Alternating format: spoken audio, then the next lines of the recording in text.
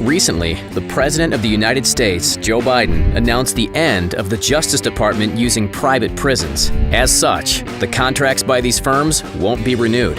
What many people don't know is the fortune these businesses make from private prisons. Today, we're going to examine what exactly a private detention complex is compared to a government-run one. We'll then look at a variety of private prisons across the world and just how much money has been spent and made from them. We'll even explore some of the private companies that might be losing a lot of business shortly. So let's get started. Public prisons are those owned and operated by the government. As such, they're responsible for all the costs at the facility. Sometimes, certain areas will be outsourced to private companies, such as catering companies, cleaning services, and so on. These facilities are also not operated for profit. Their goal is to house an inmate for their sentence, then make sure they don't reoffend upon release. As for private prisons, they take a large burden of responsibility away from the government. The government is in charge of supplying prisoners and overseeing the facility, but the private company is responsible for the day-to-day running of the prisons. So the government's like, hey, we'll supply the prisoners, and then you supply the stuff, private companies. That's the simple breakdown, in case you were wondering. These complexes are run for profit, and sometimes it can be very lucrative. In 2015, the two biggest private prison companies in the U.S., GEO Group and CoreCivic, made a combined revenue of $3.5 billion.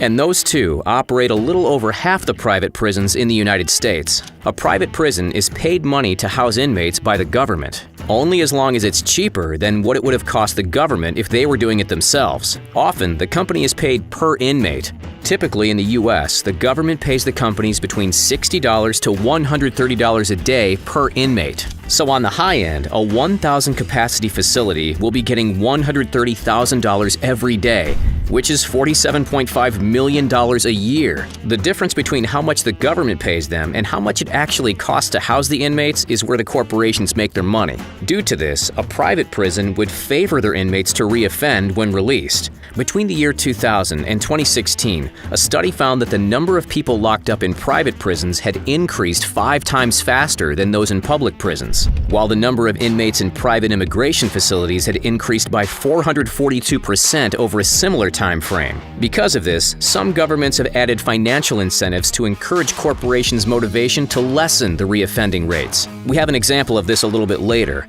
For an idea of how much it costs to run a private prison, in 2016, the UK government published their figures for costs in the public and private sectors over the previous year. For public prisons, the overall resource expenditure came to £2.3 billion, or $3.2 billion. The private facilities came to £508 million, or $609 million. At the same time, the UK had 14 private prisons, so on average, each prison costs £36.3 million, or $49.3 million to run every year. Based in New South Wales, Australia, is the Clarence Correctional Centre, a private prison managed by Serco that's also the biggest in the country with a capacity of 1,700. Opened in July 2020, the prison has nearly 969,000 square feet of space to house those incarcerated. The facility itself costs 798 million Australian dollars, around 608 million American, to build. In 2017, Serco announced a contract to run Clarence Correctional Centre until 2040. The contract will provide the company with 2.6 billion Australian, around $2 billion US dollars. The government of New South Wales were originally hesitant about the facility. However, they changed their minds once they found that the local economy would be boosted by 560 million Australian dollars, 427 million American, over the next 20 years. In 2019, Serco brought in £3.2 billion, or $4.4 billion in revenue, but it was also the year of big fines for the company.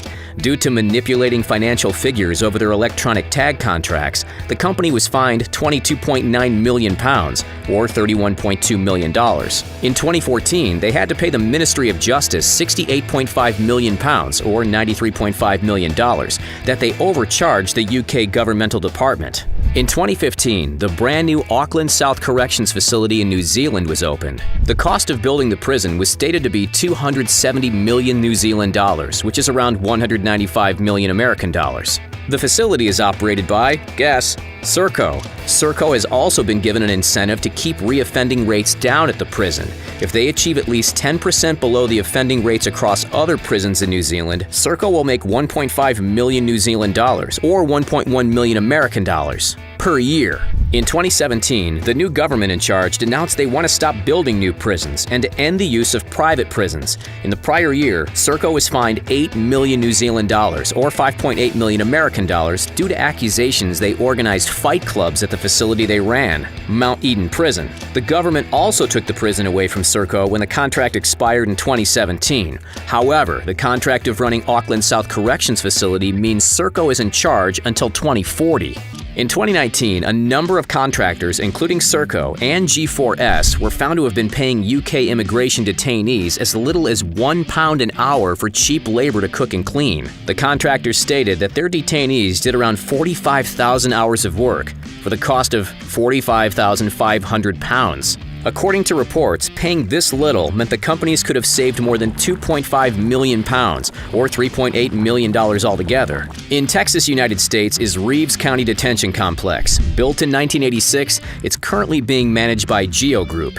This facility specializes in offenses by immigrants. It has a capacity of 3,763. The facility has come under fire a number of times with its treatment of inmates. The prisoners were unhappy with the poor quality of food, the lack of legal resources, using solitary confinement to punish those with medical problems, overcrowding, and poor health care. And because of this, on December 12th and 13th, 2008, a riot broke out. While it only lasted about a day, $1 million in damage was caused. From the 31st of January to the 5th of February 2009, the prisoners rioted again.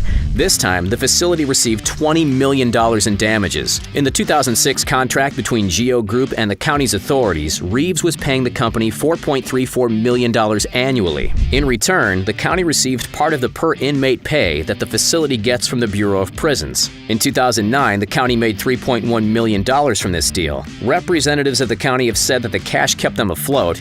During 2014, GEO Group bought BI Incorporated for $415 million. This company specializes in electronic tagging technology. In 2015, GEO Group brought in a revenue of around $1.8 billion. From 2004 to 2018, BI received nearly $500 million alone from the U.S. Immigration and Customs Enforcement, also known as ICE. ICE is stated to be the main source of income for private prison companies like GEO Group and CoreCivic. In 1996, Park Hospital, a psychiatric facility, was closed in Bridgend, Wales. In its place, a new prison was created, HM Prison Parc. It's operated by G4S and is currently the only privately managed prison in Wales. It has a capacity of 1,652. The cost of creating the new prison was said to have been £82 million, or $112 million. Over the years, the prison has been inspected a number of times by the government. In 2004, it was described as the worst privately run prison in Wales and England. G4S doesn't have the best reputation when it comes to running prisons. One of the worst cases was when they were in charge of Birmingham Prison. On the 16th of December 2016, a riot erupted at the jail. Poor conditions stemming from unreliable hot water and electricity, poor food quality, inadequate health care, and low staff numbers were the cause. While the riot only lasted 12 hours, the prison sustained £2 million, around $2.7 million in damages. The government stated that the cost would be paid by G4S. Only 2 years later, G4S would be removed as the managing firm as the government took back operations. Final fact finish, the title of the most expensive prison in the world belongs to US's Guantanamo Bay. In 2018, the remote facility held around 40 inmates. The overall cost of the bay for the same year was $540 million. That makes it around $13 million per inmate. Thanks for joining us today. We'll see you next time.